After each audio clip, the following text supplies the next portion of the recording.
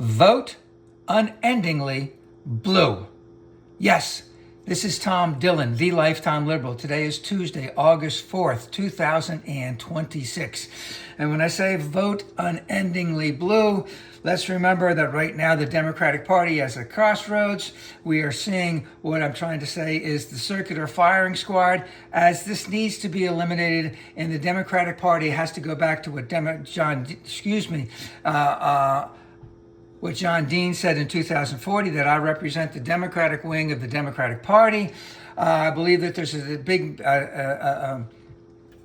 vote in Michigan for Senate today, where the primary is the Democrat El-Assad, who is not taking any corporate money, and Rogers, who is taking, I believe, up to $60 million in corporate money. Maybe all that was from AIPAC, I'm not really sure. But what we're seeing and really seeing is, hey, how is the Democratic Party to represent the people of the United States coming ahead? Because if we're going to represent just corporate America, and I'm talking about all the ones on the East Coast, Schumer, Gillibrand, Cory Booker, etc., who are taking gobs and gobs of money. Now I know, how do you get elected? That's a big dilemma. How do you get elected when you have to take corporate money so that you can compete? At the same time, how do you represent the average working American in the United States who all that corporate money wants to screw? So big problems that are going on in there right now in the fight within the Democratic Party as about that. So, but what I'm saying is, hey, look, we have to, elections are elections.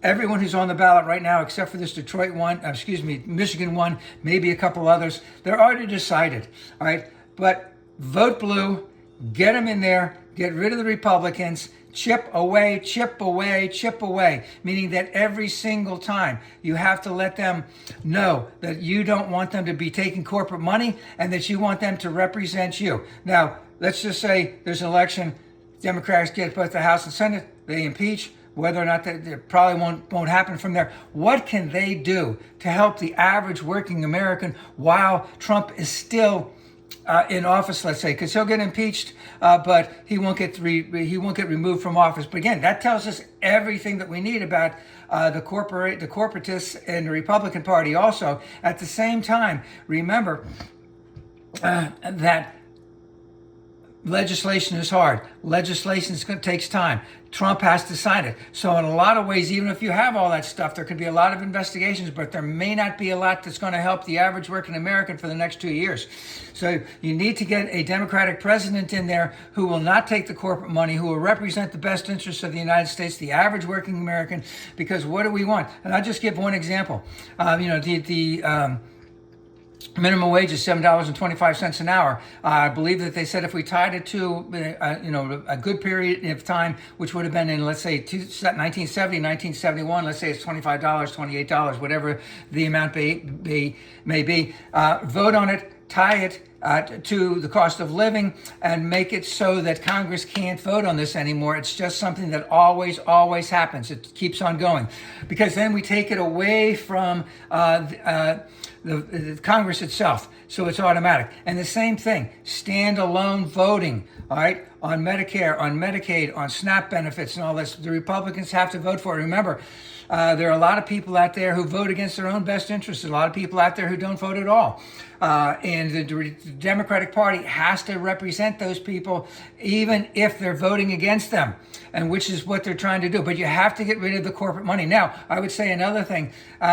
A lot of people who are taking this corporate money, would they be much more liberal, let's just say, if they didn't have to take all this corporate money? Because, hey, if you're in a state where it costs to advertise or to get on the air is extremely expensive, I understand that. Who was one of the biggest takers of corporate money? That was Nancy Pelosi, because she knew that you have to play the game.